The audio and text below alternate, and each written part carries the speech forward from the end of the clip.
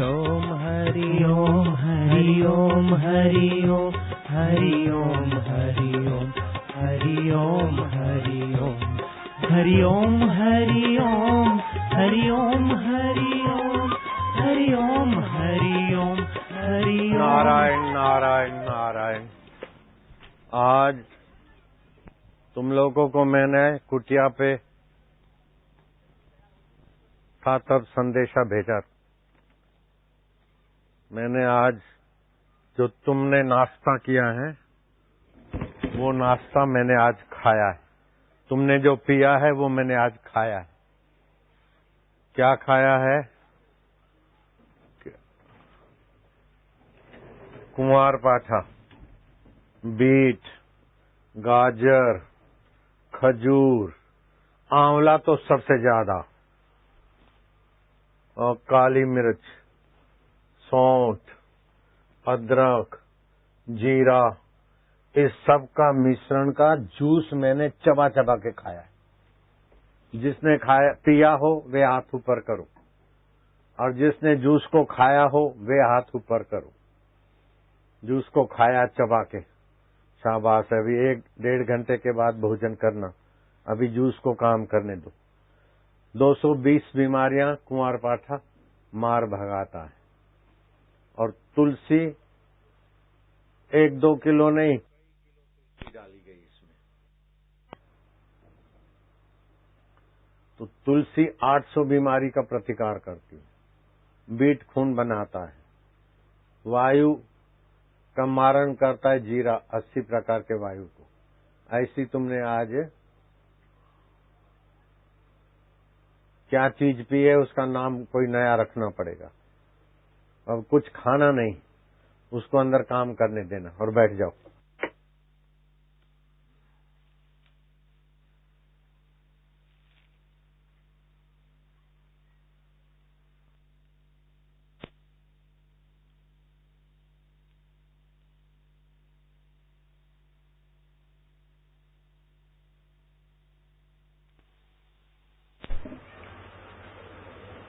खजूर के बहुत सारे फायदे तुमने सुना, वो खजूर भी जूस में था।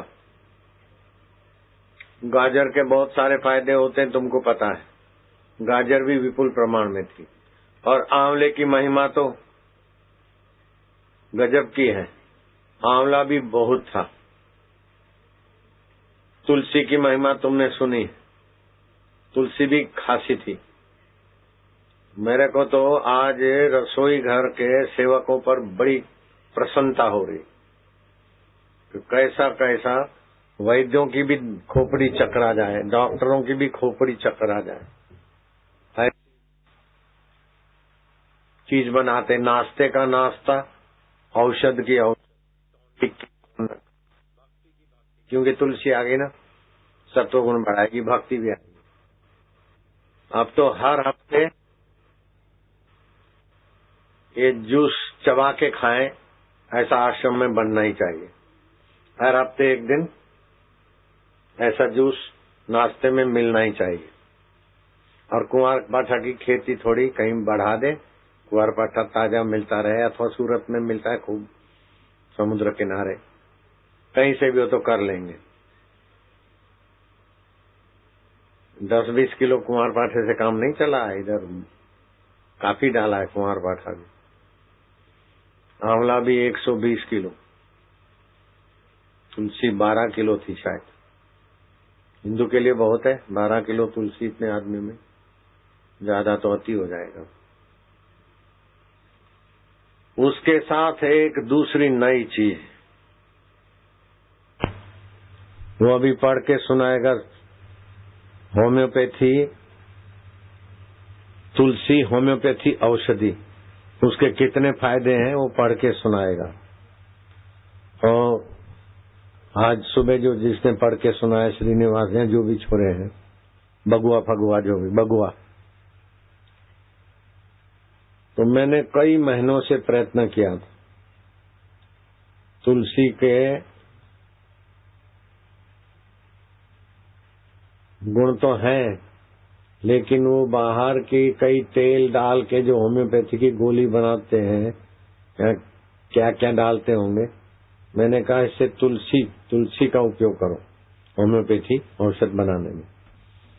तो एक बार बनाई, वो मैंने रिजेक्ट कर दी, मैं गए नहीं। अब बन के आई है तो वो ऐसी बनी है कि अभी मैं एक गोली सैंपल के लिए मुझे चूसनी चाहिए थी। इतनी टेस्टी और इतनी बढ़िया लगी कि मैंने एक एक करके 2-3 को बापू बना दिया।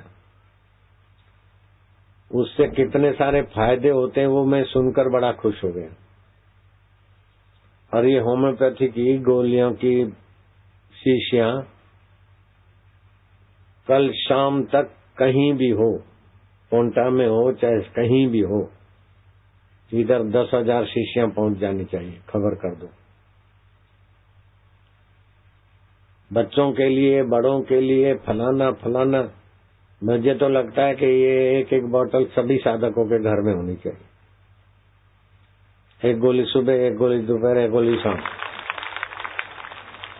एक सावधानी रखनी चाहिए कि अति गर्मी हो तो सुबह ले लिया पानी में मिला के, इसका तासीर गर्म पड़ता है हल्का सा गर्मियों में। अभी तो कुछ नहीं, अरे इतनी सी क्या गर्मी कर देगी।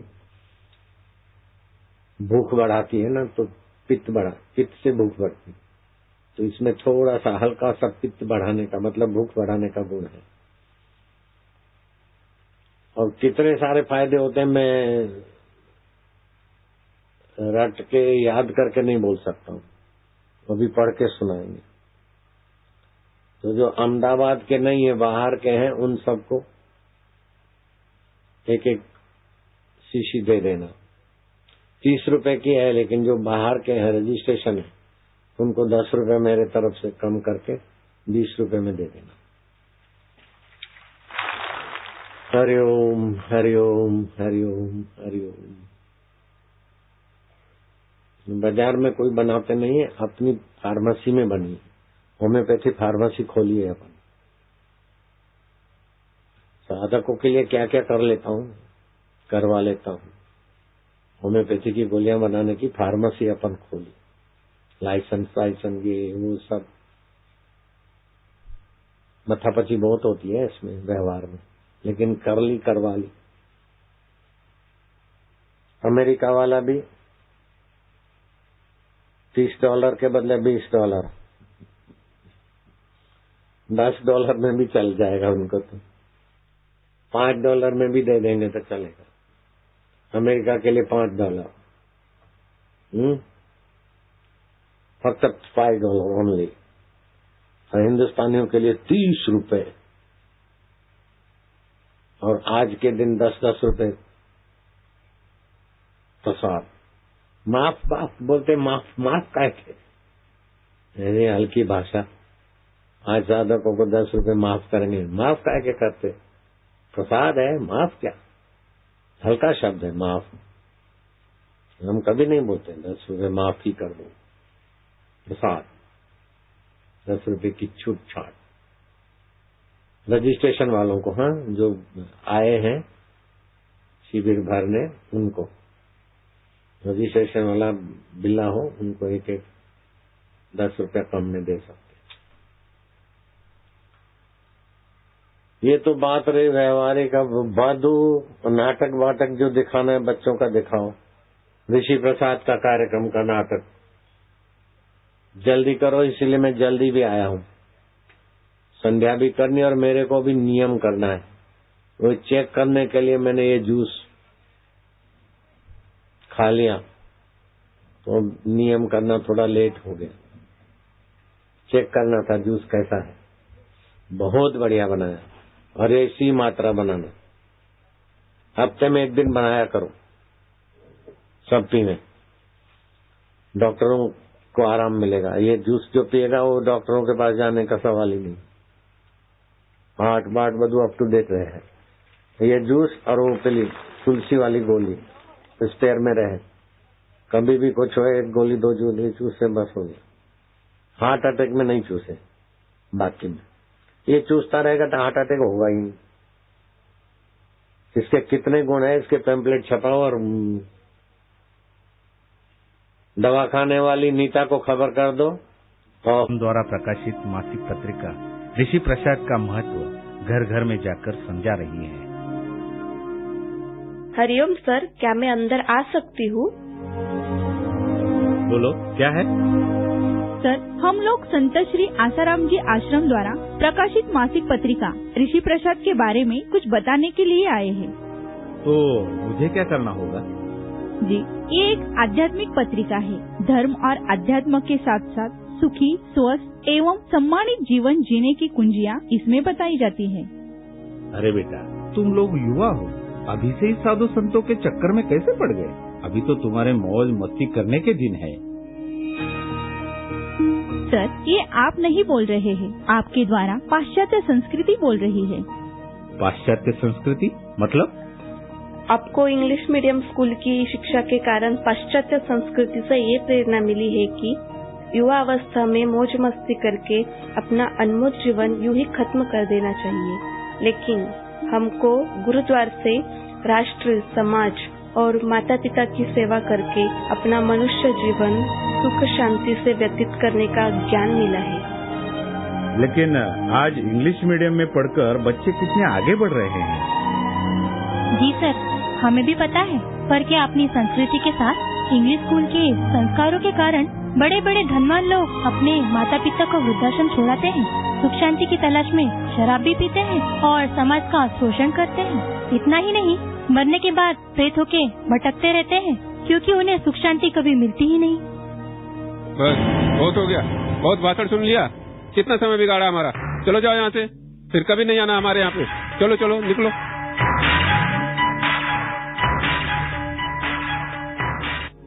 कोई बात नहीं, अभी पूर्वांक देखे जाते हैं, वक्त मिले तो आप पढ़ के देखना। गीता जब घर पहुंचती है तब उसके सामने एक नया संकट खड़ा रहता है। पिताजी ऑफिस से घर पहुंचते हैं और तभी आ गए आप? क्यों, नहीं आना चाहिए था क्या? ऐसे भी घर में आकर कौन सी शांति मिलती है? बाकी लोग कहाँ हैं? सोनू ट्यूशन गया है और गीता शायद सेवा के लिए गई है। सेवा? क्या सेवा लगा रखी है? ऐसा करो, तुम भी निकल जाओ मेरे घर से। अरे इसलिए उसको पढ़ाया लिखा है क्या? ये लोग क्या क्या बोलते हैं। तुम घर में रहकर बच्चों को भी नहीं संभाल सकती। घर में आओ तो बच्चों का टेंशन और ऑफिस में जाओ तो बॉस का टेंशन। हरिओम माँ, हरिओम पिताजी। आ गई महारानी जग का कल्याण करके। घर का काम तो अच्छा नहीं लगता, बस इधर उधर घूमना, सेल्समैन की तरह किताबें बेचना अच्छी लगती है तुम्हें। तुम्हारे कारण मुझे सब सुनना पड़ता है। सेवा से पेट नहीं भरने वाला है। आश्रम में जाके बहुत बिगड़ गई है। सुनो, कल से न तू आश्रम जाएगी और न कोई सेवा करेगी, समझी? नहीं, ऐसा मत कीजिए। मैं अभी घर का सारा काम कर देती हूँ। आप लोग तो मुझे समझ सकते हैं, बापूजी ने हमें क्या सिखाया। आप लोग तो बाहर देख ही रहे हैं, आजकल के युवक युवतियाँ कॉलेज के बहाने सिनेमा घर घूमते हैं, बॉयफ्रेंड गर्लफ्रेंड के साथ मस्ती करते हैं, समाज में माता पिता की नाक कटाते हैं और घर में रिमोट लेकर टीवी चैनल घुमाते हैं। क्या इसको ही आप सुधारना कहते हैं? आज बापूजी लाखों युवक युवतियों को अच्छे संस्कार देकर संयमी व सदाचार का पाठ पढ़ाकर माता पिता व समाज की सेवा करना सिखाते हैं। जो काम माता पिता को करना चाहिए वो बापूजी कर रहे हैं। गीता, बहुत जबान चलने लगी है तेरी। आज से तेरा खाना पीना, आना जाना सब बंद, तभी तुम्हारी अकल ठिकाने आएगी। अरे इतनी महंगाई बढ़ गई है, घर का खर्च नहीं चलता। अरे कोई काम धंधा करने के बजाय ऐसे इधर उधर घूमना ठीक नहीं है। अपना खर्चा खुद चलाना और फिर इतनी सेवा करके दिखाना। मुफ्त की रोटी खाकर तो कोई भी सेवा कर सकता है। कल मेरे साथ चलना मेरे ऑफिस। अपने बॉस से मैंने बात की है तुम्हारे नौकरी के लिए। कल तैयार रहना। माँ, पिताजी, मैं आपके पैर पकड़ती हूँ, मुझे सेवा करने से मत रोकिए।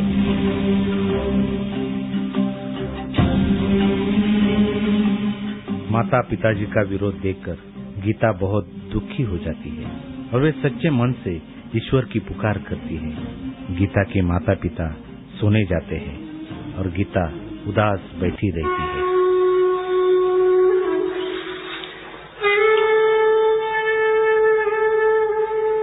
हे गुरुदेव, क्या मेरे कर्म इतने बुरे हैं कि अब मुझसे आपकी सेवा छीन ली जाएगी?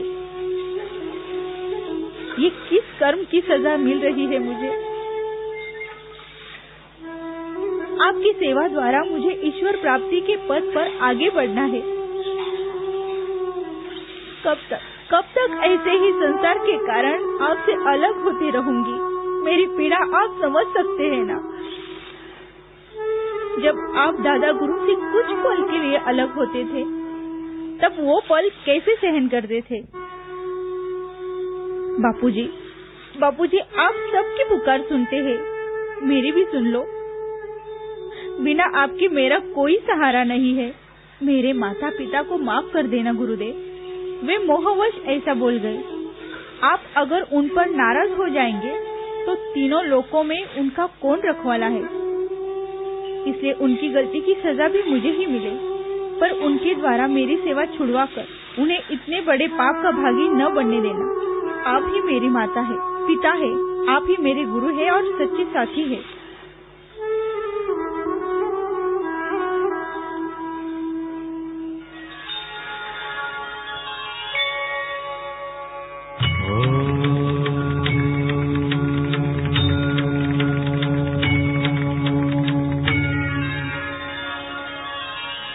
बेटा, आप लोग मेरी देवी स्वरूप बेटी को सेवा में जाने से क्यों रोक रहे हो? वो कोई साधारण नहीं, जो आम लोगों की तरह संसार के कार्य में ही लगी रहे। गुरु और ईश्वर के दैवी कार्य में सहभागी होने वाला कोई भी भक्त अतुलनीय है। ऋषि प्रसाद की सेवा कोई साधारण व्यक्ति नहीं कर सकता।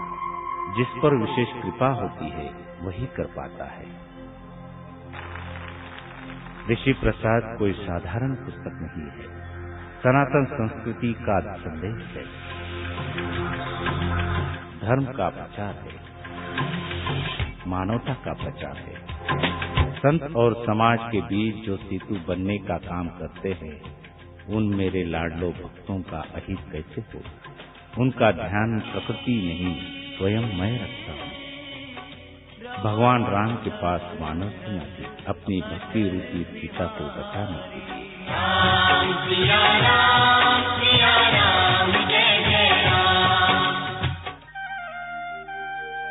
श्री कृष्ण के पास गोपिकाएं थी।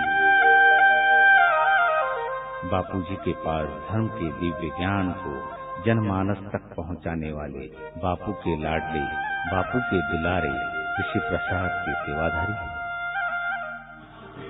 शत्रुओं से अपनी झांसी बचाने के लिए रानी लक्ष्मीबाई ने तलवार उठाई थी।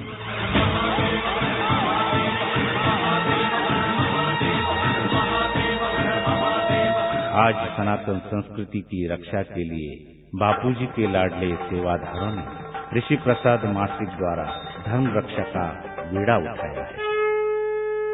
कृष्ण अवतार में जैसे गीता मेरा हृदय है, वैसे ही कलयुग में ऋषि प्रसाद मम स्वरूप बापू का हृदय है।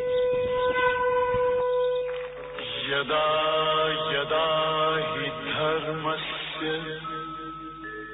ग्लानिर्भवति भारत अभ्युत्थानम् अधर्मस्य तदात्मानं सृजाम्यहम् परित्राणाय साधूनां विनाशाय च दुष्कृतां धर्म संस्थापनार्थाय संभवामि युगे युगे संभवामि युगे युगे संभवामि युगे युगे।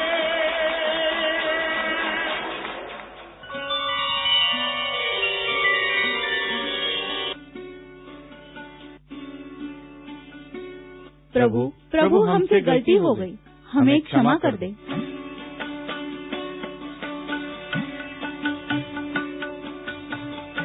प्रणाम माँ, प्रणाम पिताजी।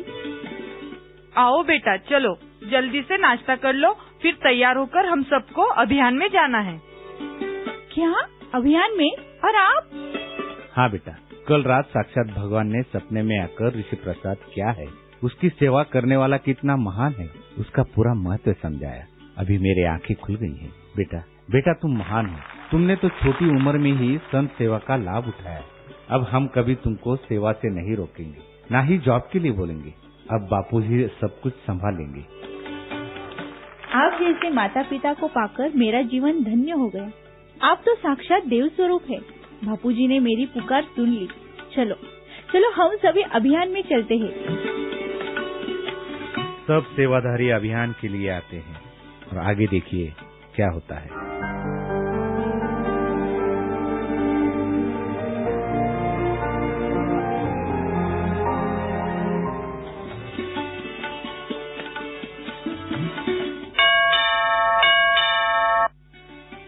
क्या बेटी? हम लोग संत श्री आसाराम जी आश्रम द्वारा प्रकाशित मासिक पत्रिका ऋषि प्रसाद के बारे में कुछ बताने के लिए आए हैं। अरे वाह, ऋषि प्रसाद, क्या बात है। आओ अंदर आओ, बैठो। कोई बात नहीं चाचा जी, इस ऋषि प्रसाद मासिक पत्रिका में सारी बातें दरवाजे पर ही होगी क्या? अंदर तो आओ। आप लोगों के चरण इस घर में पड़े तो ऐसा लगा मानो बापूजी यहाँ पधारे। कैसे बताऊं कि इस पत्रिका के मुझ पर कितने बड़े उपकार हैं। मैं बिना आग के जल रहा था, बिना पानी के डूबे जा रहा था। उस दिन इस बच्ची ने मेरे हाथ में ये शास्त्र जबरदस्ती न थमा दिया होता तो आज मैं इस दुनिया में नहीं होता। मेरे बच्चे फुटपाथ पर भीख मांग रहे होते। क्यों? ऐसा क्या हुआ चाचा जी? उस दिन जब तुम मेरे पास आई थी, मैं इतना परेशान था कि आत्महत्या का इरादा था। दिमागी परेशानी के कारण न जाने मेरी देवी स्वरूप इस बिटिया को क्या क्या कह दिया। फिर भी नाराज न होकर मानो जहर पीने वाले के हाथ में अमृत का घड़ा रख दिया। मैंने बापूजी की फोटो इस पत्रिका पर देखी तो मुझे लगा कि जैसे साक्षात भगवान सामने खड़े हैं। बापूजी को देखते ही अपनी सारी परेशानी भूलकर एक नई जिंदगी जीने की प्रेरणा मिली। ये पत्रिका नहीं मानो इस युग का प्राणवायु है। आप लोगों की सेवा देखकर मैं आज बहुत खुश हूँ। बेटी, आप लोग और आपके माता पिता कितने महान हैं। जी आप क्या कह रहे हैं?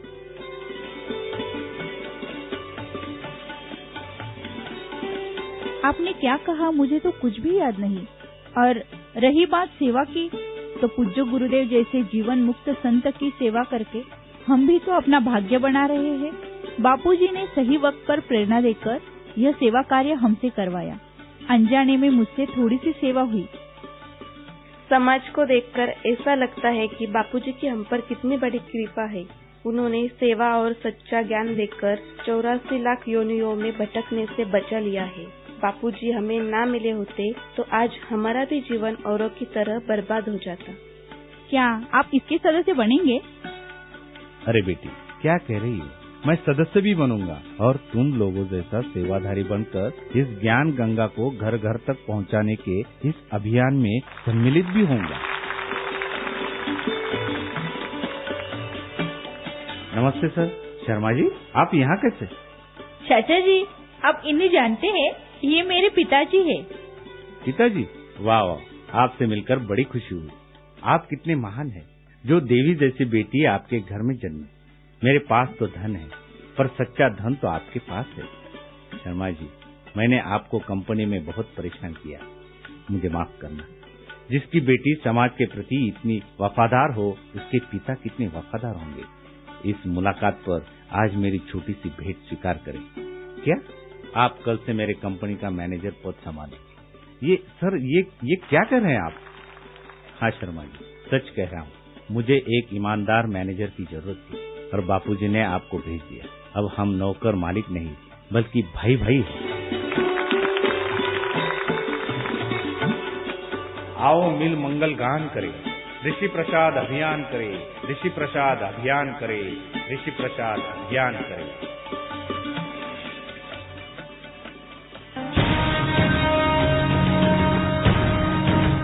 भारत के वासियों, हे सनातन संस्कृति के सपूतों, आज हम आपका आह्वान करते हैं। उठो, जागो। सनातन संस्कृति की सुरक्षा केवल संतों की जिम्मेदारी नहीं है, बल्कि हम सबकी है।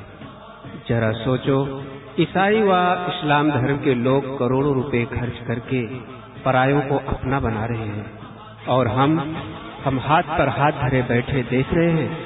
हम ऋषि प्रसाद के सेवादार आज संकल्प करते हैं कि सनातन संस्कृति की तन मन धन से रक्षा करेंगे।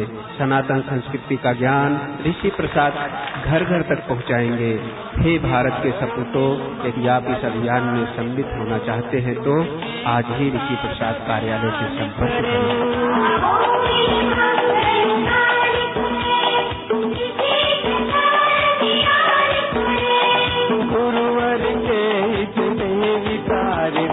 गाँव गाँव में प्रचार करे।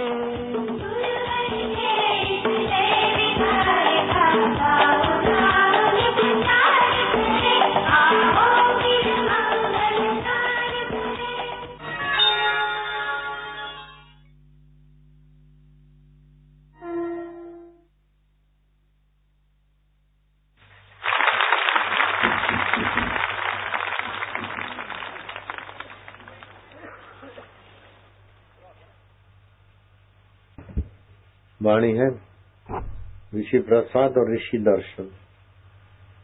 ऋषि प्रसाद के साथ ऋषि दर्शन का भी थोड़ा जोड़ देना। ऋषि प्रसाद पढ़ने में थोड़ा श्रम पड़ता है, लेकिन ऋषि दर्शन देखने में श्रम तो नहीं पड़ता, देखते देखते विश्राम भी बढ़ता है। ऋषि प्रसाद को नए आदमी को श्रम पड़ेगा, पुराने को तो विश्राम मिलेगा, लेकिन ऋषि दर्शन तो नए आदमी को भी विश्राम देता हुआ सजाग करेगा।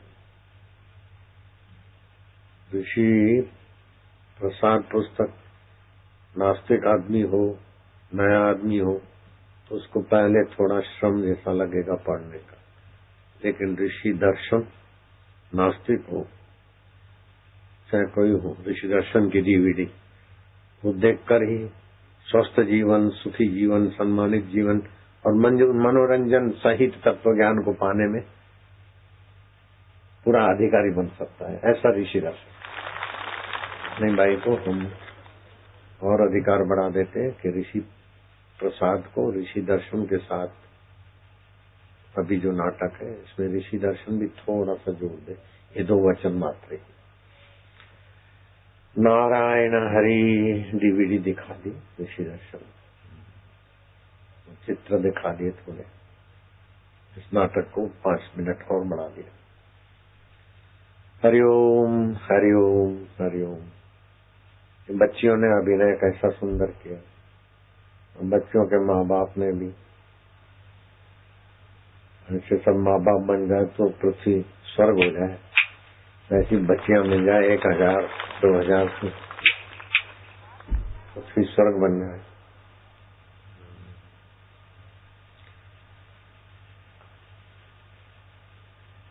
कड़क कानून बनाने से नशाबंदी का कानून बना है, लेकिन फिर भी लोग नशा करते हैं। और प्रांतों से गुजरात तो बहुत अच्छा है, बहुत आगे। अब मैं बोलता हूँ बहुत अच्छा है, बहुत आगे, तो काट पीट के बोलेंगे और प्रांतों से नशे में गुजरात आगे है। ऐसा अनर्थ नहीं करना भाई। जहाँ खुला दारू है उससे तो गुजरात में बहुत कम है, छुप छुपा के दारू पीते। और गुजरात को विजय माल्या ने ऑफर किया कि दारू खुला कर दो, गुजरात ने विजय माल्या की बात को ठुकरा दिया, नहीं तो करोड़ों रुपया तो गुजरात सरकार को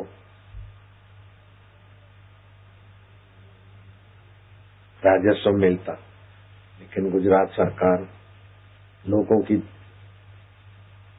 तबियत बिगाड़ कर करोड़ों रुपया तिजोरी में नहीं लाना चाहती, ये भी उसकी सूझबूझ। दारूबंदी तो गुजरात में बनी रहे और भी अच्छी तरह से बनी रहे। अब कोई भी कर लेते हैं गलती तो उनको फल भी मिल जाता है। नारायण नारायण नारायण। न शांति यस्मिन स नशा, जिसमें शांति का मार्ग अविरुद्ध हो जाता है, उसको नशा बोलते। और नानक जी ने भी ऐसे नशे को लताड़ा है।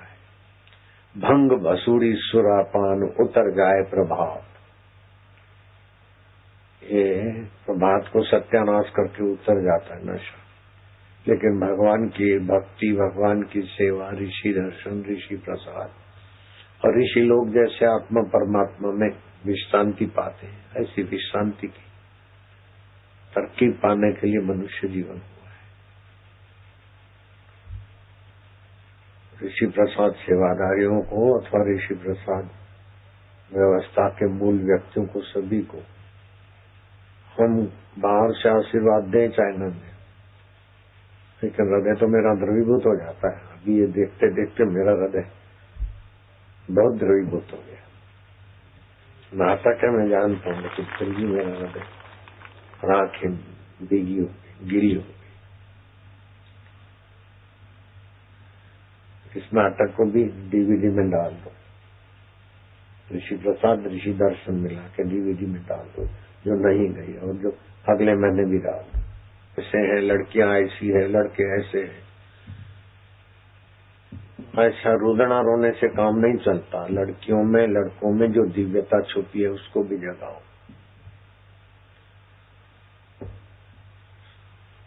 गुनाहगारों के अंदर भी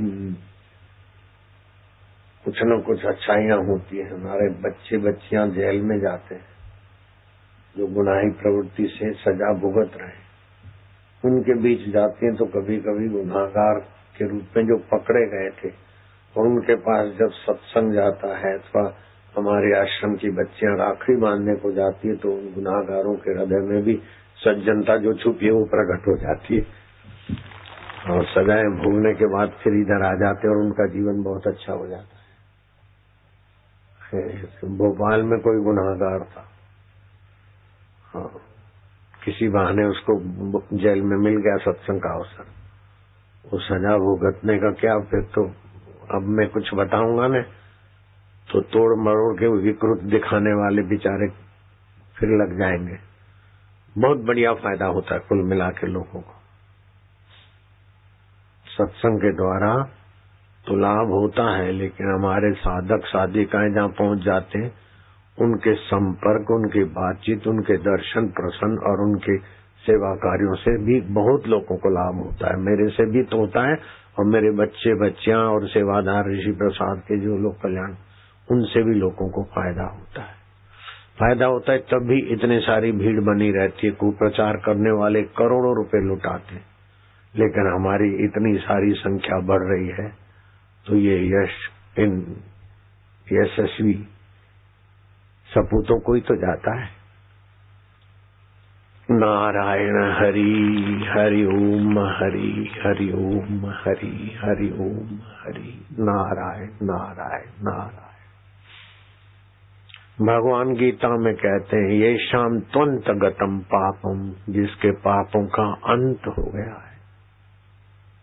जना नाम पुण्य कर्म नाम, जिनके पुण्य कर्म जोर मार रहे, ते द्वंद मोह विनिर्मुक्ता, संसार में जाएं कि ईश्वर में जाएं। संयमी सदाचारी बने कि भोगी विलासी बने, ऐसा द्वंद नहीं होता। नहीं, संयमी सदाचारी। शास्त्र तो ये कहते हैं कि जिसके जीवन में संयम सदाचार है वही भोग का आनंद ले सकता है। जिसके जीवन में संयम सदाचार नहीं, वो भोग क्या भोगेगा? भोग उसे ही भोग डालेंगे। क्या मैं नहीं भोग भोगता हूँ क्या? भोजन का भी आज जो तुमने जूस का भोग भोगा, वो मैंने खूब चबा चबा के मजेदार भोग भोगा। लेकिन भोग हमको भोग जाए ऐसे लपक लपक करके नहीं। एक अच्छे खासे योगी को मैं जानता हूँ, भोजन करते खूब ऐसा चबा के करते, बस रसमय हो जाता। दूध पियेंगे तो ऐसा जब मानो दूध खा रहे। अच्छे संत हैं। जिसके जीवन में त्याग और संयम का सामर्थ्य नहीं, वो भोग भी ठीक से नहीं भोग सकता है। भोग उसके लिए मुसीबत हो जाती। भीमसेन तो विष को भी भोग बना दिया, विष पचा लिया, संयमी थे। हनुमान जी ने कितनी कठिनाइयों को पचाकर राम कार्य में सफलता के शिखरों को सर किया। स्वामी विवेकानंद ने अपने संयम सदाचार का परिचय दिया कि ईसाई उनके पीछे पड़ गए थे, हिंदू धर्म के खिलाफ बोलते थे। विवेकानंद संयम से सुनते सुनते आकर स्टीमर में खड़े हो गए और ईसाई को बोला, एक शब्द भी हमारे हिंदू धर्म के खिलाफ बोला तो बुला पकड़ के समुद्र में फेंक दूंगा। उसके बाद वो नहीं बोल पाया। सारी मिशनरियां विवेकानंद को नीचा दिखाने में लगी थी और इतना कुप्रचार किया उस समय कि इस बहादुर को अपने सदगुरुदेव की समाधि, रामकृष्ण की, उनके शरीर की समाधि करने के लिए 100-200 गज जमीन संपादन करने में भी बड़ी मशक्कत करनी पड़ी, बड़ी तकलीफ सहनी पड़ी। उनका साकार शरीर तो नहीं रहा विवेकानंद का, लेकिन उनका निराकार नारायण स्वरूप तो अभी लाखों नहीं करोड़ों करोड़ों अरबों अरबों लोगों के हृदय तक पहुंचा है। गांधी जी का साकार शरीर नहीं रहा, लेकिन गांधी जी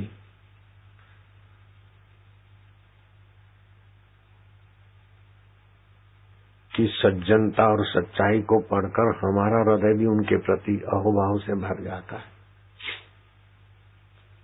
गांधी जी ने लिखा कि मैं जब विदेश जाने वाला था तो माँ ने मेरे से कसम खिलवाई कि सुरा, सुंदरी और मांस का उपयोग नहीं करूंगा। ये भगवान राम साक्षी, भगवान के राम के चित्र के सामने मैंने माँ को वचन दिया, कसम खाई। लेकिन शेख मेहताब जैसा दोस्त मिला मुझे और जवानी थी, LLB पढ़ने वाले विद्यार्थी, वैश्या के द्वार तक मुझे ले गया। मैं उसी बद इरादे से गया था वैश्या के द्वार। फिर मुझे याद आई कि माँ के आगे मैंने शपथ ली है।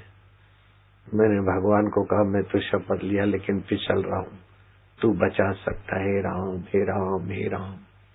मन में थोड़ा सुमरण किया उस मेरे राम ने, जिसका धंधा था लड़कों को, पुरुषों को।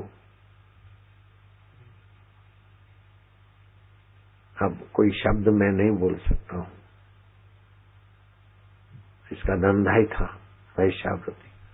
उसके हृदय में भी मोहनलाल करमचंद का राम नाम ऐसा जादू किया कि मोहनलाल को देखकर वो ऐसी बिगड़ी कि गांधी जी लिखते, मैं तो सिर पर पैर रख के वापस भागा। कैसा भगवान की प्रार्थना बचा लेती। लेकिन ये सच्चे पुरुष फिर लिखते कि यहीं बात खत्म नहीं होती। फिर कुछ दिनों के बाद शेख मेहताब का संपर्क था, जुआनी थी। दूसरी वैश्या के पास हम पहुंचे और वहां भी मैंने अपना जो वचन माँ को दिया था, तो ये भगवान अब तुम ही रक्षा कर सकते। तो उस दूसरी वैश्या के चित्त से भी ऐसी भगवान ने लीला की कि मैं वापस भाग के आया। तो कभी मुसीबत आती, जैसे उस कन्या को माँ बाप नाराज, ऋषि प्रसाद की सेवा नहीं करो, ये करो, और कन्या प्रार्थना करती है, तो वो प्रार्थना करते करते घटना तो बाहर घटती है, फिर धीरे धीरे मन में जाती, बुद्धि में जाती, अपने मय में जाती, और अपना मय और परमात्मा बिल्कुल नजीक है। तो प्रार्थना करते करते बच्ची चुप हो जाती। इस नाटक में तुमने देखा ऋषि प्रसाद अभियान में जुड़ी हुई युवती के माँ बाप को विपरीत संस्कार हैं तो उसको डांटते हैं, लेकिन युवती कितनी संस्कारी है, माँ बाप के सामने नहीं पड़ती, घर छोड़ती नहीं, लवर के साथ भागने को तो सोच ही नहीं सकती ऐसी कन्या, लेकिन फिर भी भागी। कहाँ भागी? कि जहाँ परम सुरक्षा है, शांत हो गई। प्रार्थना करते करते परमात्मा में शांत हो गई और परमात्मा ने माँ बाप को सौंपना दिया। वो परमात्मा ऋषि प्रसाद का अभियान करने जाने वाली बच्ची को रोकने वाले माँ बाप भी बच्ची के साथ अभियान में जुड़ गए। क्या आपने हमने अभी देखा। तो अच्छे काम में विघ्न बाधा आए तो भगवान को प्रार्थना करके शांत होने में बड़ी भगवत सहायता मिलती, भगवत मदद मिलती। विपत्ति आपदा में भी भगवान की प्रार्थना बड़ी मदद करती। लौकिक व्यवहार में भी भगवान का नाम और भगवान में शांत होना बड़ी मदद करता है।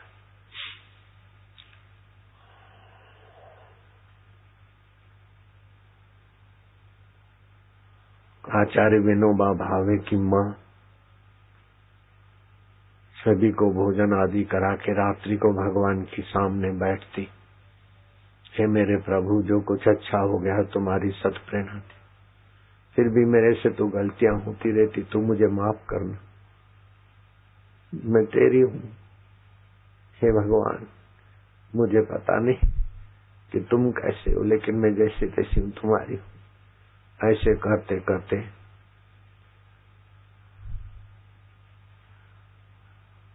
भक्त हृदय रखुनाई माँ, मैं रखुनाई बहन नहीं कहूंगा, माँ कहूंगा, रखुनाई माँ। विनोबा की माँ है तो मेरी भी माँ है। रखुनाई माँ गदगद हो जाती थी, आंसुओं की धार बहती थी।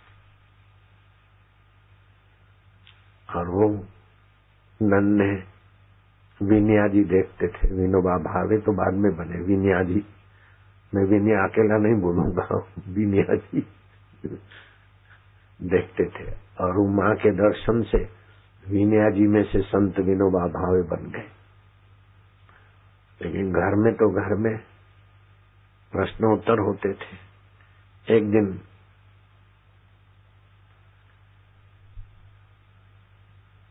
माँ से पूछ बैठे कि माँ तू दही जमा दी, और बोलते कि हे मेरे विट्ठल, मेरी दही अच्छी जमाना। अब इसमें विट्ठल को भगवान को काय को घसीटती। दूध में जामन डालो, दही बनना है, इसमें भगवान आके दही जमाएंगे। अरे बोले विनया, भगवान कोई साकार ही रूप है और दौड़ के आएंगे क्या? भगवान के चिंतन से हृदय में जो हाथ में जो दही है उसमें भगवत भाव जाएगा कि नहीं जाएगा? अरे विनया, वो बोल सकती है माँ, अब मैं माँ के आवाज में बोल रहा हूँ, माँ के भाव में बोल रहा हूँ, विनोबा भावे के माँ बन के बोल रहा हूँ। अरे विनया, तुझे पता नहीं, जब दही हाथ में है जामन और भगवान का चिंतन करते हैं तो भगवान के चिंतन वाले हाथ दही में भगवत भाव नहीं लाएंगे क्या? और कितनी अच्छी दही जमती, तू तो खाता है ना, तुम्हें माहित है कि नहीं है? विनोबा भावे लिखते हैं संत पुरुष कि मैं जब जेल में था बड़ी सावधानी से दही जमाता था, लेकिन कभी जमे नहीं, कभी खट्टा हो जाए, कभी पानी छोड़ दे। माँ के हाथ से जो दही जमता था ऐसा मेरे हाथ से दही नहीं जमा। अब मैं आपको अपनी बात बताता हूँ। मेरी माँ बड़ी उम्र की हो गई। मेरी माँ तो मेरे से तो काफी बड़ी थी ना। मैं तो, मेरा बड़े भाई बहने उससे छोटे में छोटा तो नहीं, छोटी बहन है। मेरी माँ बड़ी उम्र की हो गई, 80 हो गए होंगे, 85 हो गए। मैंने उनको कहा माँ तुम्हारे हाथ की रोटी बना दो, तुम्हारे को परिश्रम तो पड़ेगा लेकिन तुम्हारे हाथ की एक बार रोटी खिला दो मेरे। मुझे पता था मेरी माँ की उम्र हो गई है, उसके लिए परिश्रम है रोटी बनाना, लेकिन फिर भी माँ की रोटी का मुझे इतना स्वाद लगा हुआ था पहले। मैं क्या माँ तुम मेरे को रोटी बना दो। अब मेरे लिए तो हजारों रोटी बना के लोग लाने वाले। मैं आपको पक्का विश्वास पूर्वक कहता हूँ, मुझे याद है माँ ने रोटी बनाई और मैंने खाई यहाँ ऐसी आश्रम में।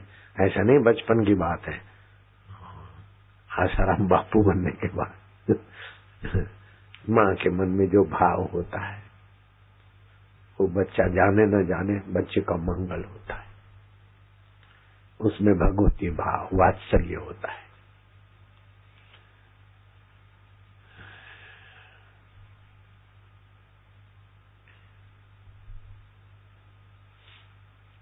मातृदेवो भव, पितृदेवो भव, माता पिता गुरुदेव, वो भले डांटते हुए दिखे, नाराज होते हुए दिखे, फिर भी हमारा मंगल ही चाहते।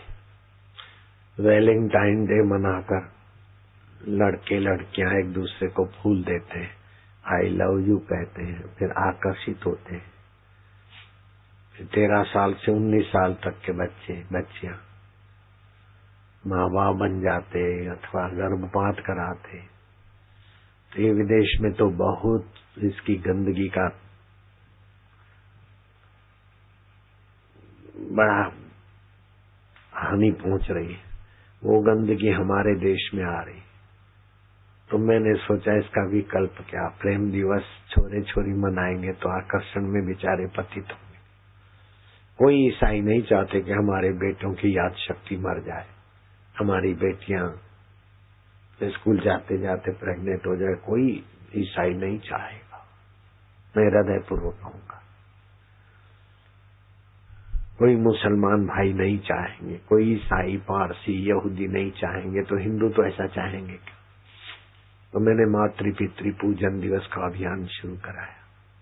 माता पिता ऐसे ही बच्चों पे मेहरबान होते, लेकिन बच्चे बच्चियां जब माँ में भगवत बुद्धि करके पिता में माता में उनका पूजन करेंगे तो माता पिता के हृदय में भगवान तो है ही है। तो मैं तो चाहता हूँ कि माता पिता के हृदय में सुषुप्त भगवान उन पर जागृत होकर छल के तो माता पिताओं का भी भला और बच्चे बच्चों का भी परम भला होगा। मातृ पितृ पूजन दिवस को गणेश जी ने माता पिता का पूजन किया, ललाट पर स्पर्श कर दिया, तीसरा ज्ञान का नेत्र खुल गया। ऐसे मेरे भारत के और विश्व के सभी लोग, भले ईसाई भाई हूँ, मुसलमान भाई बहने हूँ, अपने बच्चे बच्चियों के ललाट पर यहाँ स्पर्श कर दिया करो। माँ बाप का स्पर्श, तीसरा नेत्र उस समय नहीं खोले तो कभी न कभी खुलेगा। सूझबूझ बढ़ेगी बच्चे बच्चियों की, शातिल कर्म से बचेंगे, कुकर्म से बचेंगे। कहीं होते होंगे तो उसमें 10 कुरीति वाले हैं तो एक आधा उसमें से ऐसा होगा न स्पर्श वाला तो 9 की रक्षा कर लेगा, बचा लेगा। ये तीसरे नेत्र में बड़ी शक्ति। तो इससे क्या है कि बच्चे बच्चियों को आध्यात्मिक और जागृति करने वाला केंद्र विकसित करने का अवसर मिलेगा। और माँ बाप भी भगवत ध्यान, अल्लाह का, गॉड का, जो भी बोलो, मैं ऐसा ही नहीं बोलता हूँ कि हरिओम करके ही बोलना। हालांकि हरि जो हर समय है, हर स्थान में है, हर देश में है, हमारे पाप ताप शोक हरते का सामर्थ्य, वो हरि। और ओम माना अमर आत्मा मंत्र तो बड़ा प्रभावशाली पावरफुल है, लेकिन आपको डर लगता हो कि भाई ये हिंदुओं का मंत्र है तो आप हरिओम की जगह पर और कोई नाम लेकर मन में भावना करके भी करोगे तभी भी 100% नहीं तो 80% 90% फायदा हो ही जाएगा, 50% फायदा हो ही जाएगा, जैसा आपका भाव एकाग्रता हो। तो 14 फरवरी को अपने बच्चे बच्चियों के ललाट पर माता पिता का भाव बिना भ्रू मध्य में स्पर्श तिलक करने की जगह पर, और माँ बाप के चरणों में बच्चे बच्चियों का आदर सहित सद्भाव समर्पित हो। और माता पिता के हृदय की दुआ बड़ा महत्व रखती है। ये मैंने यहाँ तिलक किया, इसको बोलते शिव नेत्र।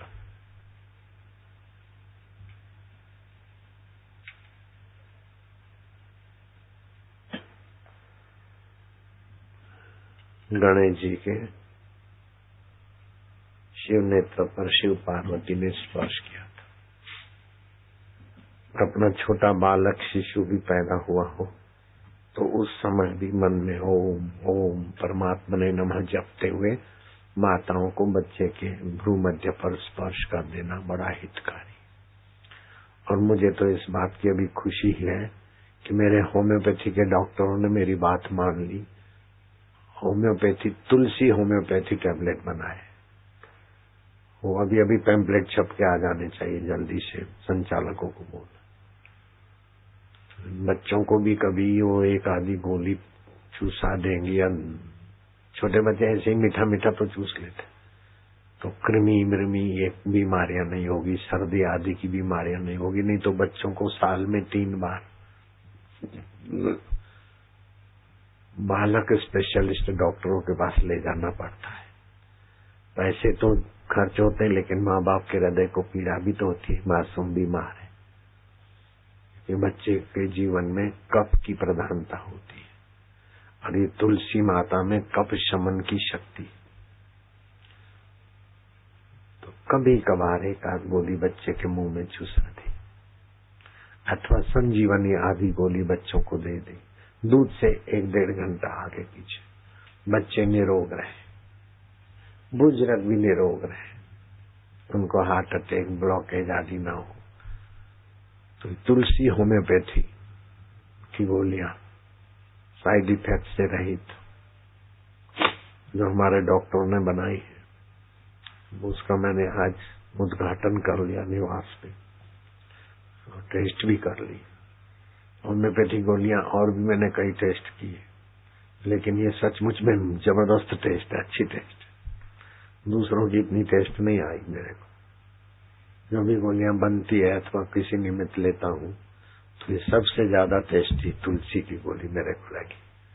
खाली टेस्टी भी नहीं है, तो इसके गुण धर्म भी बहुत सारे।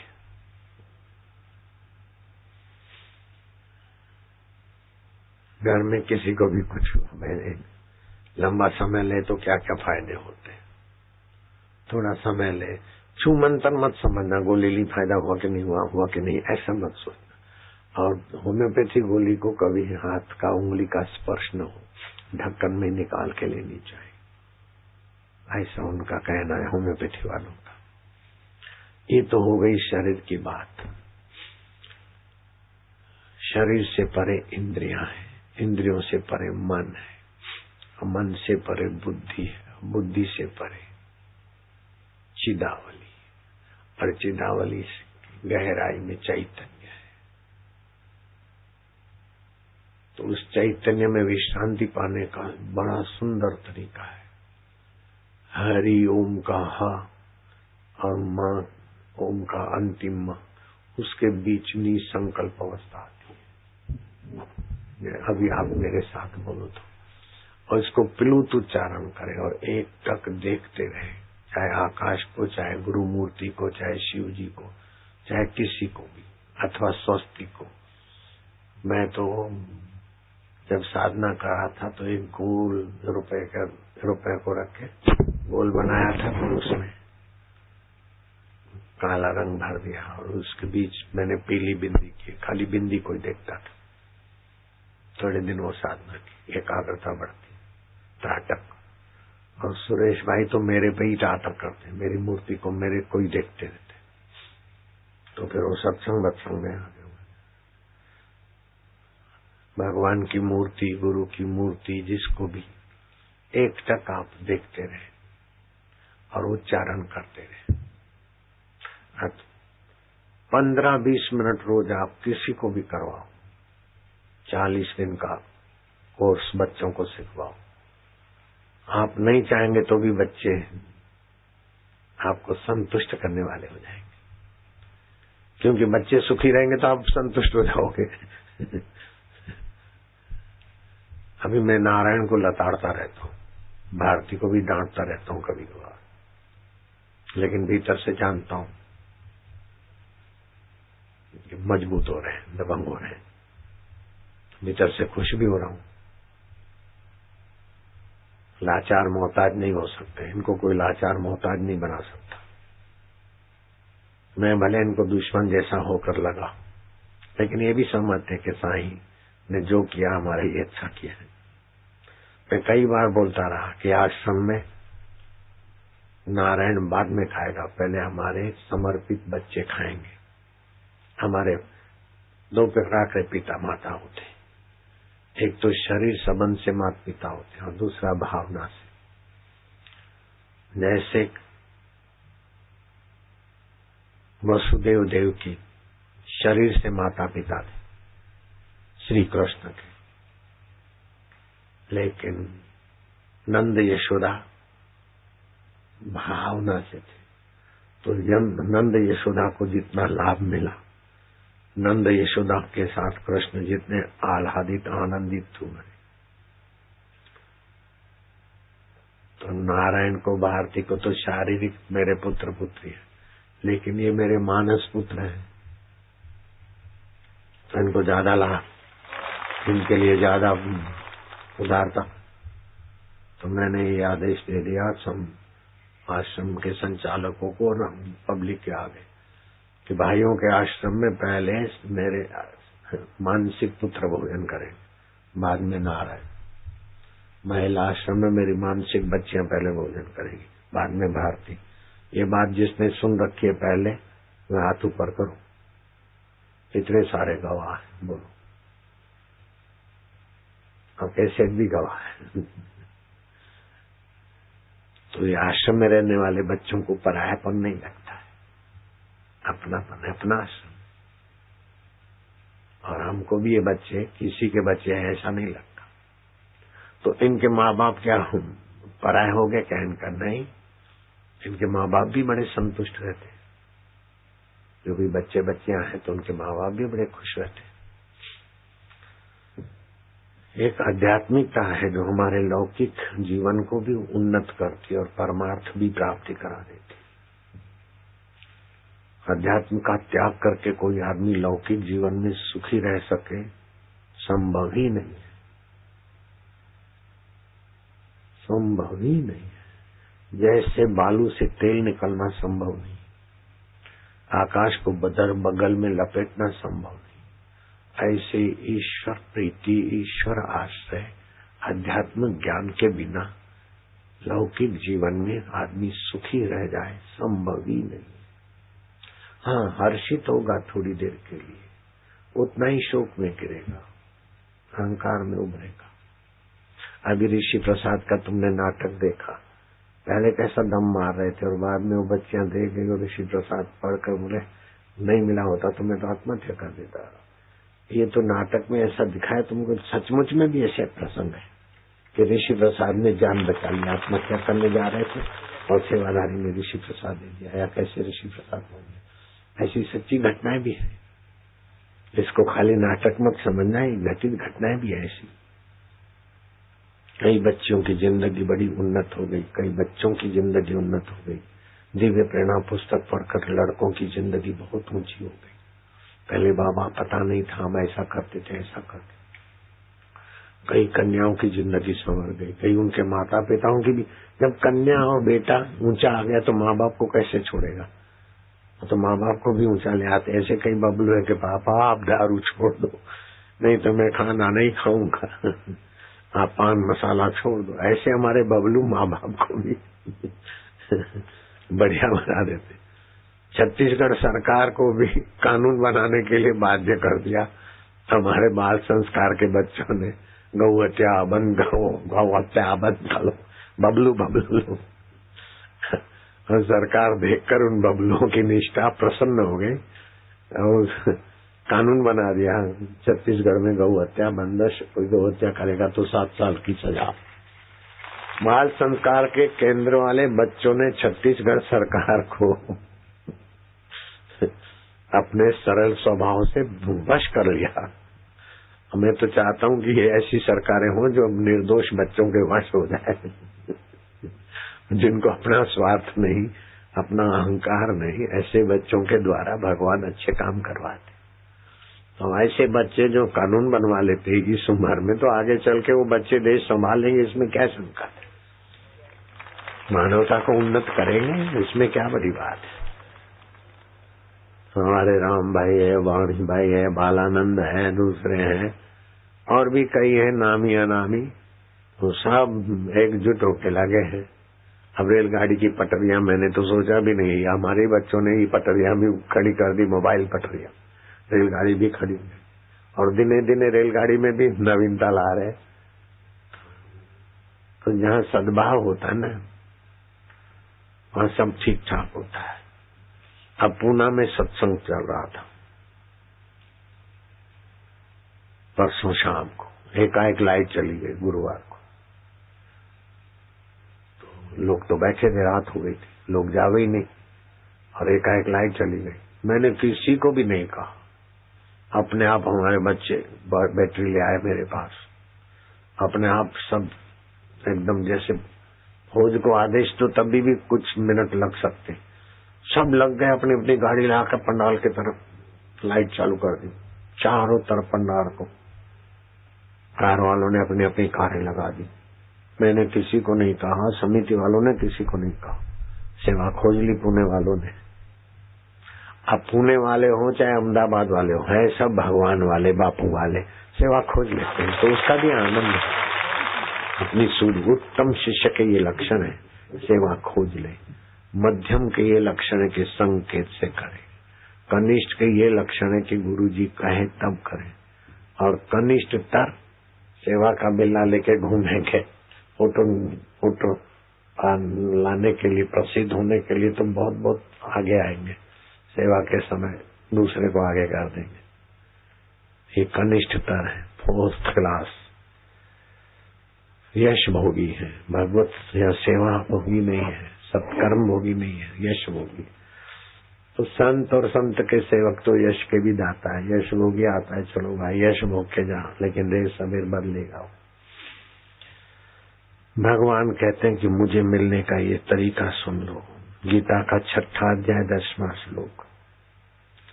योगी युंजित सततात्मा, योगी युंजित सततात्मन, रसि स्थितः एकाकी यत चित्तात्मा, निराशीर परिग्रह। आप मुझसे योग करना चाहते, भगवान में विश्रांति पाना चाहते, तो शरीर से इंद्रियों में, इंद्रियों से मन में, मन से बुद्धि में, बुद्धि से परे मैं में, थोड़ा एकांत में आओ। क्या करो? एकाकी यत चित्तात्मा, मन और इंद्रियों को संयत करके शरीर को वश में, हिलचाल न हो, एक स्थिर जगह पर बैठे रखने वाला, आशा रहित, ये मिल जाए, ये पालूं नहीं। जो भी मिलेगा वो ईश्वर के सिवाय का मिलेगा। ईश्वर तो मिला है, खाली उसमें शांत होना है। और संग्रह रहित योग की अकेला ही एकांत में स्थान में स्थिर रहे और आत्मा को निरंतर परमात्मा में लगावे। तो अपना जो आत्मा है, एक तरंग है आत्मा, और शांत पानी है परमात्मा। आत्मा को परमात्मा में लगावे तो परमात्मा कहीं बाहर है, उधर जाके चिपकाना नहीं है। आत्मा को परमात्मा में लगाना है तो प्लुत ओमकार का जप करे, प्राणायाम आदि आसन आदि करके प्लुत दीर्घ ओमकार का जप पहले हर्ष जप करे, ओम ओम ओम ओम ओम ओम। अभी मैं करवाता हूँ, भगवान के ये वचन आपको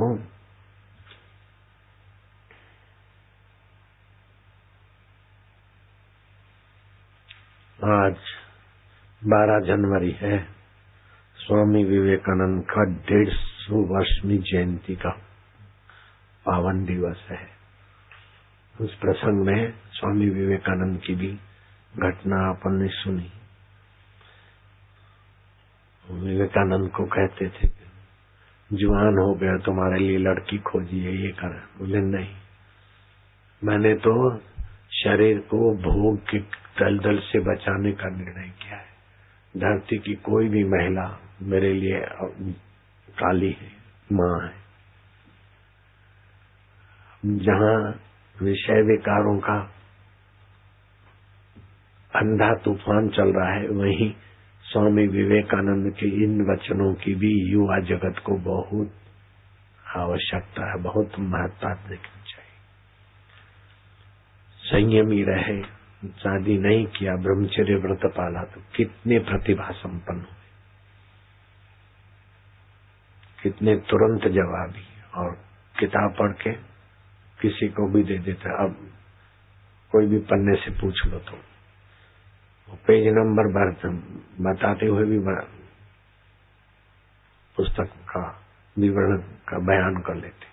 ऐसा ही हमारे यहाँ एक साधक आया, उसको मैंने दिया सरस्वती मंत्र। उसने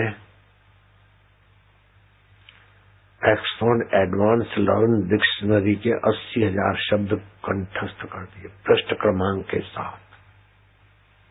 उस साधक का नाम, विद्यार्थी का नाम था Virendra Mehta. Limca book of world record में सर्वोत्तम याद शक्ति वालों में उसका नाम है। ये भी तो मंत्र और संयम का प्रभाव है। वीरेंद्र मेहता 80,000 शब्द पृष्ठ क्रमांक के साथ कंठस्थ और धारदार बोल जाते थे। तो विवेकानंद जी की 150वीं जयंती है, लेकिन 150 वर्ष पहले जो विवेकानंद हुए थे नरेंद्र, वैसा ही तुम्हारे बपलू भी तो हैं अभी, वैसा ही चैतन्य उनके पास अभी भी है। केवल सत्संग और माँ बाप के सत संस्कार मिले तो स्वामी विवेकानंद की जयंती मनाने का हमें कई गुना फल होगा। अपने बच्चों को दिव्य संस्कार, बच्चों को, और उन बच्चों को मैं कान में उंगली डालकर जो ओमकार की साधना बताया, उनको रस भी आएगा। प्लूत में तुम चले जाओ, लेकिन बच्चों को तो कान में उंगली वाले से शुरुआत करके फिर तुम प्लूत में ले आओ। पहले हर्ष जप करो, ओम ओम ओम ओम ओम ओम ओम ओम ओम ओम ओम ओम परमात्मने नमः। अब दीर्घ जपो, हरि ओम हरि ओम हरि ओम हरि ओम हरि ओम हरि ओम। अब दोनों नथनों से लंबा सांस लो, लो लो लो लो लो। मैं बोलता हूँ ऐसा तुम मन में संकल्प करो। ओंकार मंत्र है, गायत्री छंद है, परमात्मा इस महामंत्र के ऋषि हैं, अंतर्यामी परमेश्वर इस मंत्र के देवता है। हम सतबुद्धि के लिए, परमात्मा शांति के लिए, परमात्मा प्राप्ति के लिए इस मंत्र का जाप करेंगे। हम कंठ से ओमकार स्वरूप ईश्वर का जप करना है।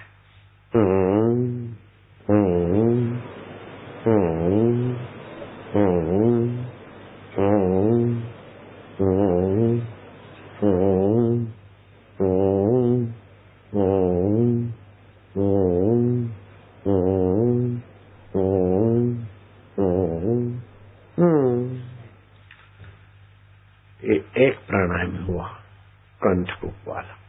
फिर से लंबा सांस लो, लो लो और गहरा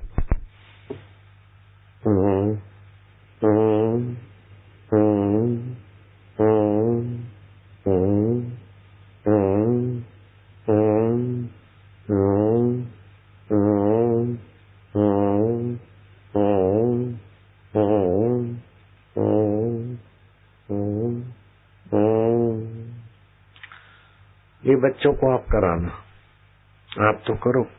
साधन भजन के शुरुआत में पहले करो, बीच में करो, ध्यान भजन में आपको बरकत आएगी। अब क्या करना है, बच्चों को सिखाने के लिए ये सरल उपाय है और अपनी स्मृति बढ़ाने के लिए भी सरल उपाय है। दोनों कान में उंगली डालो बेटे, बेटियां भी डालो, बबलू बबलियां, बहुत फायदा होगा। पेट की खराबियां भाग जाती है, दिमाग की कमजोरी दूर होती है, लीवर मजबूत होती है और रक्त के कणों में ओमकार स्वरूप की शक्ति का संचार होता है। बहुत सारे फायदे होते हैं, इसका वर्णन करने में बहुत समय लगेगा। 22,000 श्लोक है ये ओमकार मंत्र की महिमा के। लंबा श्वास लेना है, होठ बंद रखने और कंठ से भगवान का नाम जपना है। लंबा श्वास लो लो लो। मैं भगवान का हूँ, भगवान मेरे हैं और ओमकार अंतर्यामी प्रभु का नाम है। खूब प्यार से भगवान प्रसन्न हो रहे, आनंद आएगा।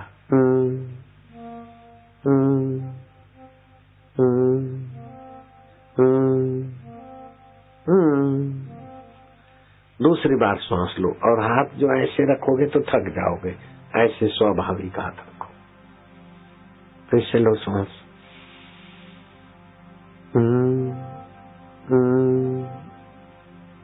प्यार से भगवान मेरे हैं, मैं भगवान का, भगवान आनंद स्वरूप है, मेरे अंतरात्मा है, मैं उनमें शांत हो रहा हूँ, आनंदित हो रहा हूँ।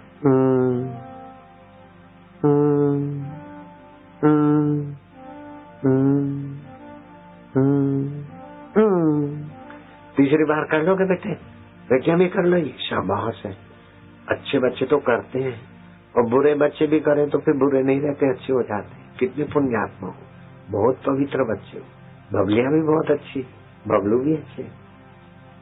10, 20, 50 जो भी बच्चे इकट्ठे हो, कारपेट बिछा देना। ये जप करने से आध्यात्मिक बिजली पैदा होती, ओरा अर्थिंग मिलने से वो फिर शक्ति धरती में चली जाती। इसलिए प्लास्टिक हो अथवा कंबल हो अथवा कारपेट हो, उसी पे बिठाकर बच्चों को कराना। तुम भी करो।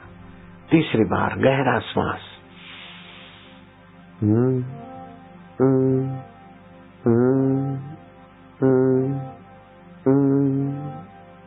आनंद आएगा, प्रसन्नता होगी, भगवान स्नेह करेंगे। चौथी बार और गहरा।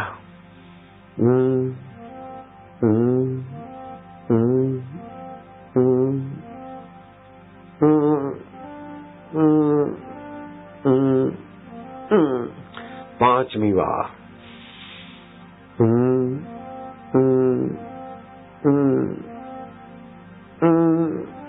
खुशी बढ़ रही है, पुण्य बढ़ रहा है, प्रसन्नता बढ़ रही है, सत्वगुण बढ़ रहा है, स्मृति शक्ति बढ़ रही है। अरे भगवान की कृपा निखर रही, जैसे कमल खिलता है ऐसे हृदय खिल रहा है। ओमकार मंत्र से भगवान की प्रसन्नता,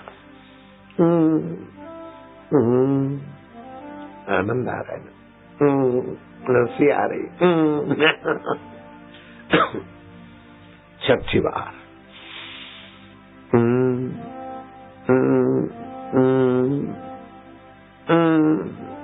मना ओम।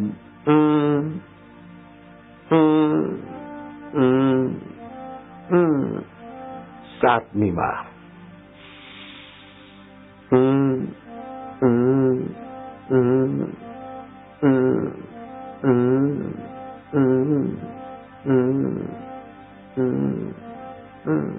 आठवीं बार।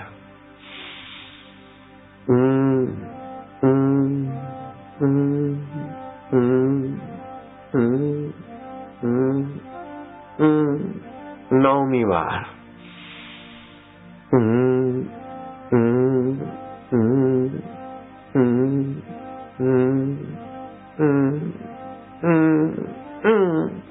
10 बस आखिरी है बच्चे। शाबाश है, कान में उंगली लगी रहे, निकालना नहीं चाहिए कान में से उंगली। 10 बस। गहरा सांस लो, फेफड़ों के बंद छिद्र खुलेंगे, रोग प्रतिकारक शक्ति बढ़ेगी, स्मरण शक्ति बढ़ेगी, मनोबल बढ़ेगा, बुद्धि बल बढ़ेगा और भगवान की कृपा लेने की योग्यता भी बढ़ेगी। अच्छे बच्चे हैं, बच्चियां भी अच्छी है, पवित्र लोग करते हैं और कैसे लोग भी करें पवित्र हो जाते हैं। गहरा श्वास लो लो लो और लो, और मैं भगवान का हूँ और अंतर्यामी भगवान का स्वाभाविक नाम ओम स्वरूप है।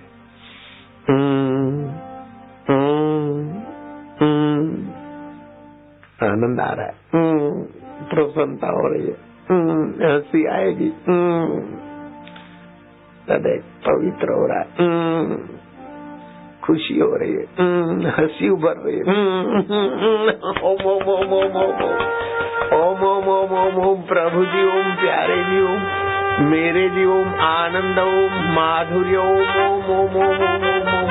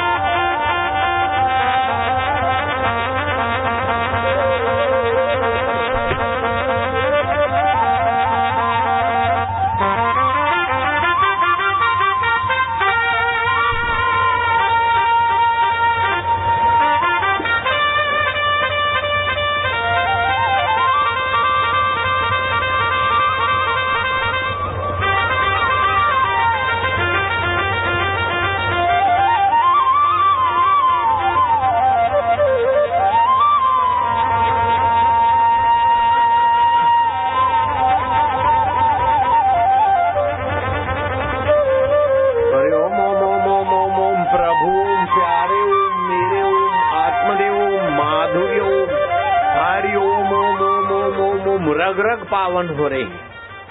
ये हर्षोच्चारण पाप नाशिनी शक्ति पैदा कर रहा है और अंतरात्मा की कृपा को सारे शरीर के कण कण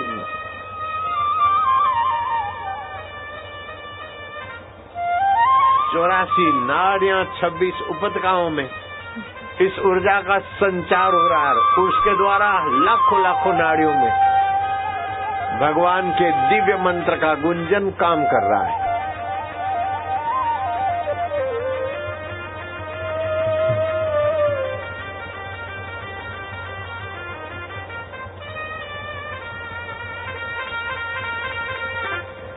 रोग नाशिनी शक्ति बन रही है, विकार शमनी शक्ति उभर रही है, स्वभाव सुधारने वाली ऊर्जा भी उभरती है। वाह प्रभु, ओम ओम आनंद, ओम गुरु जी, ओम प्यारे जी, ओम।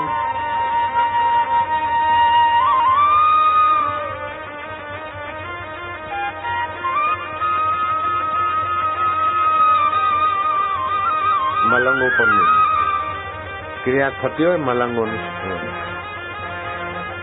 સામૂહિક।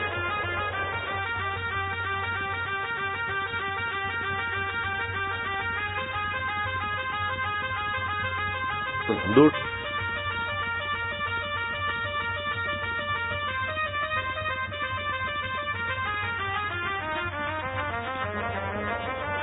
हरि ओम।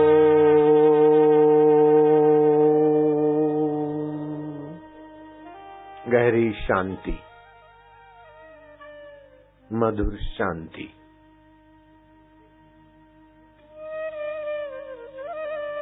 परमात्मा शांति सब।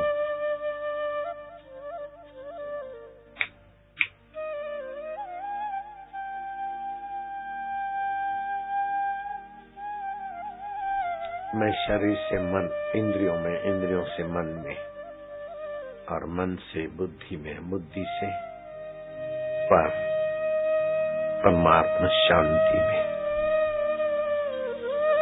शाबाश जिम्मी वाला।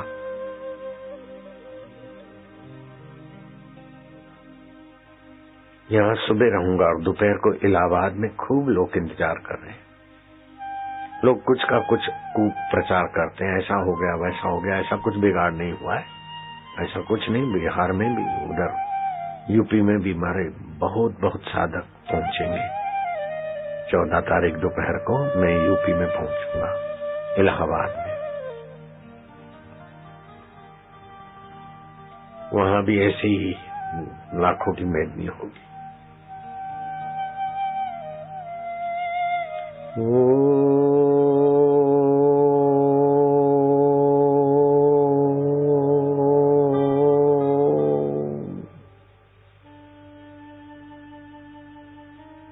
इसमें सीधे आप परमात्मा में शांत हो रहे हो।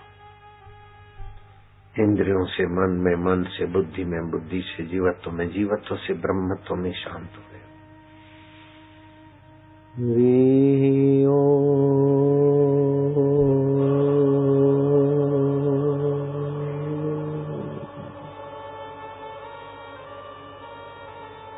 14 तारीख दोपहर को 3:30-4 बजे मैं इलाहाबाद पहुंचूंगा।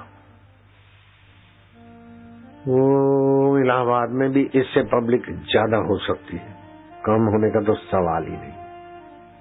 हरि ओम।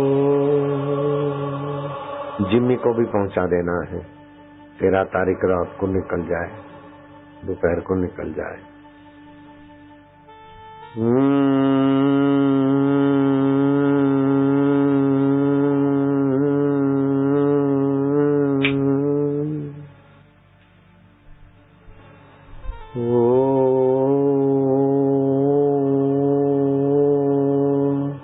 जिम्मी जिम्मी का ही दिखाओ।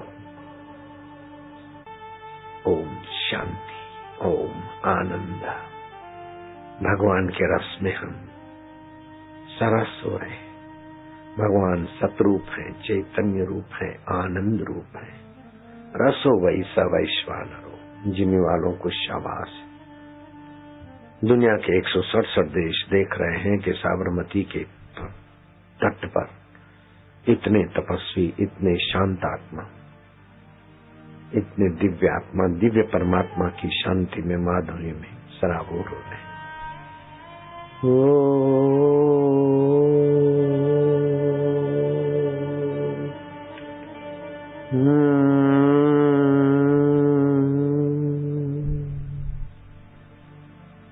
विश्रांति योग।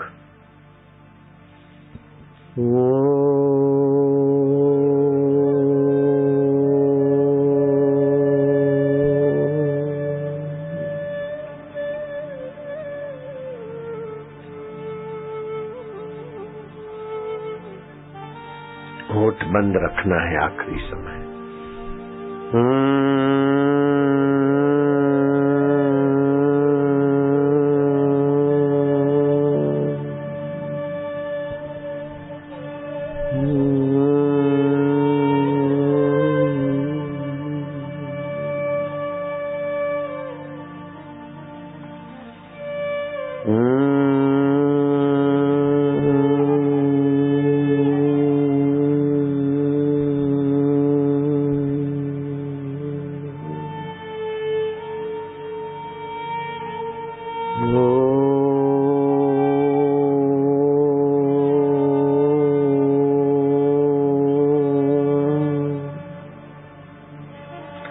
पंद्रह मिनट सामने देखते हुए गुंजन करे, कैसा भी शराबी हो, जुआरी हो, पतित हो, उसके स्वभाव में इजाफा होगा, बदलेगा।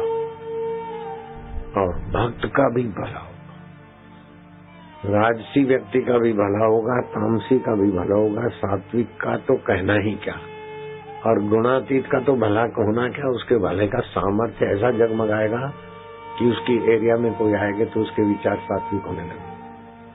जैसे तुम साबरमती आश्रम में, इस मोटेरा आश्रम में आते हो, साबरमती में होते हो, उस समय तुम्हारा मन जैसा होता है ऐसा तुम जानते हो, लेकिन इस आश्रम की सड़क पे आने से तुम्हारा मन थोड़ा बदलता है। स्टेडियम तक आते आते तब कुछ खुशी के तरंग आने लगे।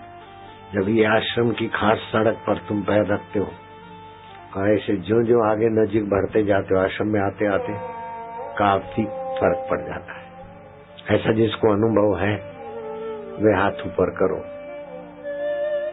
यहाँ जाबल्य ऋषि ने तपस्या किया था। आश्रम की जब मुख्यालय की पुस्तकालय का नींव डाल रहे थे हम, तो नींव खोदते खोदते बस यज्ञ की राख ही राख निकले, कई ट्रकें ट्रैक्टर भर के निकाले। इसलिए वो ढलान पे जाबल्य ऋषि इसी धरती पे, उनके और ऋषि संतों ने तपस्या की। इसलिए मैं घूमता घामता इस धरती पे आया तो इस धरती का मुझे महत्व भीतर महसूस हुआ, तो मैंने वो मोक्ष कुटिया की ईंट रख दी। वही मोक्ष कुटिया की ईंट आज 400 आश्रम का मुख्यालय बन गया। और जहाँ तुम बैठे हो वहाँ साबरमती का नीर बहता था, नदी बहती थी, वहाँ हम तैरते थे और ऊपर से जंप मारते थे, साधक भी तैरते थे। पानी गहरा रहता था, फिर 2 फीट हो जाता था, गर्मियों में 3 फीट हो जाता था। ऐसे करते करते साबरमती ने देखा कि अब इनको सत्संग के लिए जगह देनी है, तो साबरमती उस किनारे से बहने लगी और ये किनारा सत्संग सरिता बन गया।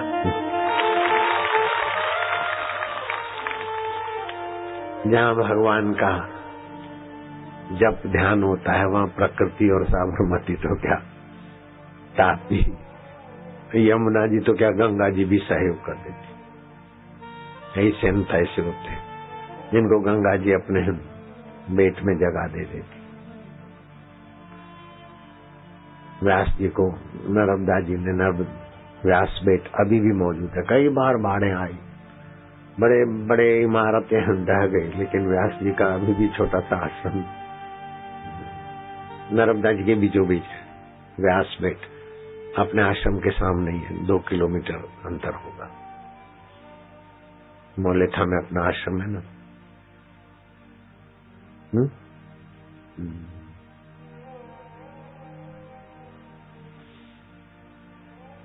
जहाँ सुमति वहाँ संपत्ति नाना। दुनियावी संपत्ति तो ठीक है, सुख शांति और प्रकृति अनुकूल हो जाती। मैंने ये बात कई बार कही है, कैसेटों में है। एक बाबा जी यमुना के बेट में रहते थे, यमुना के बालू झोपड़ी बना के रहते। यमुना जी नहाने में नजीक पड़े। बाबा जी को क्या सूझी कि जामफलों का पौधा कोई लाया, जिसको जमरुक भी बोलते हैं, अमरुद भी बोलते हैं, जामफल भी बोलते हैं। बाबा जी ने कुछ पौधे लगा दिए। किसान का युवक वहां से बैल ले जा रहा था। बाबा ने दोनों हाथ फैला दिए, बोले इधर से नहीं ले जाओ, थोड़ा घुमा के ले जाओ। इधर देखे पौधे बोए हैं ना, जामफल बोए। अरे बोले इधर क्या पौधे बोले बाबा, हम रोज इधर से जाते हैं। उस छोरे ने डंडा उठाया बाबा जी के प्रति। बाबा जी ज्यों के त्यों खड़े रहे। डंडा उठाने वाले छोरे का वायु देवता ने क्या लीला की। वायु प्रत्यक्ष ब्रह्म है, ऐसे ही खड़ा रह गया। डंडा मारने के लिए तो प्राण शक्ति चाहिए, प्राण ऐसे ही सुन्न मुन्न हो गए, चक्कर खा के गिर पड़ा। वो किसान युवक भी गिर पड़ा, उसके बैल भी गिर पड़े। हाहाकार मच गया। बाबा ने देखा ये बेचारे वायुदेव कृपा कर दो इन पर। कुटुंबिया और लोग इकट्ठे हो गए। बैल और लड़का ज्यों के त्यों ठीक ठाक हो गए। समय बीतने पर वो जो पौधे लगे थे बालू में, बाबा जी उनको जल पिलाते थे। अच्छे फल जामफल आए और प्रसाद रूप में गांव के लोग खाते। अखंडानंद सरस्वती अपने आश्रम में पधारे थे। 12 उच्च कोटि के विद्वान। इंदिरा गांधी की गुरु उनके चरणों में मत्था टेक के भागवत सुनती थी। वो ऐसे ऊंचे संत थे। आनंदमयी माँ भी उनको प्रणाम करती थी, सत्संग सुनती थी। उन्होंने अखंडानंद जी ने, जो मुझे बहुत स्नेह करते थे, मेरे मित्र थे, अखंडानंद जी ने उस बाबा से पूछा कि बाबा जब लड़के ने डंडा उठाया तो आपने कौन सा मंत्र पढ़ा कि उसके हाथ रुक गया, उसके बैल गिर गए, वो गिर गया। बोले मैंने तो कोई मंत्र नहीं पढ़ा, मैं तो यूं ही शांत रहा अपने स्वभाव में, आत्मा में। तो जो आत्मा परमात्मा में रहता है, सुमति होती है, वहां संपत्ति, प्रकृति की संपत्ति ने लीला की, वायुदेव ने सहयोग दिया। और अब ये पृथ्वी मैया ने सहयोग दिया कि यहाँ जामफल पैदा हो गए। तो आप जब भगवान के होते तो ये 5 भूत आपकी फेवर में अपनी भगवान की सेवा मान लेते। जैसे मेरे गुरुदेव ने कहा गरीब वृद्ध को, चिंता मत कर, ऑपरेशन आज का सफल नहीं होगा, पैसे नहीं है तो क्या है, डॉक्टर बोलते ठीक नहीं होंगे, लेकिन भगवान तो नहीं बोलते ना ऐसा। जाओ तो आंकड़े का पत्ता तोड़ो, उसमें से दूध निकलेगा, वो आंखों में डालो, ठीक हो जाएगा। अब आप लोग नहीं करना, तेजाब है वो तो, एसिड है सीधा है। उसने डाला और आंखें ठीक हो गई। गया दुकान पे मिठाई लिया, जय साईं लीलाशाह, जय साईं लीलाशाह। बोले काय का प्रसाद? बोले देखो आंखें ठीक हो गई। डॉक्टर बोलता है मोतिया अभी ठीक नहीं हो सकता, ऐसा है ऐसा है, काला पानी बनाना है, काला मोतिया है। मैं तो ठीक हो गया। तो मेरे गुरुदेव ने कहा और उसकी आंखें ठीक हो गई। तो क्या है, 5 भूतों ने सहयोग किया कि नहीं किया? प्रकृति ने अपना नियम बदला कि नहीं बदला? आप परमात्मा में बस टिको। और ये सुंदर तरीका है, 15, 20, 25 मिनट सुबह दोपहर शाम एकाकी रहो, बड़ा गजब का फायदा होगा। धंधा नहीं है, ये नहीं है, केस कर दिया, सारी मुसीबतों का परम इलाज है। आप परमात्मा के इस ध्यान में 15 मिनट सुबह, 15 मिनट शाम को लग जाओ। जॉब नहीं मिलती छोड़ो, लग जाओ बस। अब तो कोई भी आएगा ना प्रश्न पूछेगा तो मैं बोलूंगा लग जाओ। लग जाओ मतलब फिर ये कैसे देते रहो उनको, भगवत ध्यान में लग जाओ। सभी समस्याओं का समाधान, सभी विफलताओं का अंत और सभी सफलताओं की कुंजी भगवान में विश्रांति पाना। अब कुछ लोग रसोड़े में पहुंच जाओ,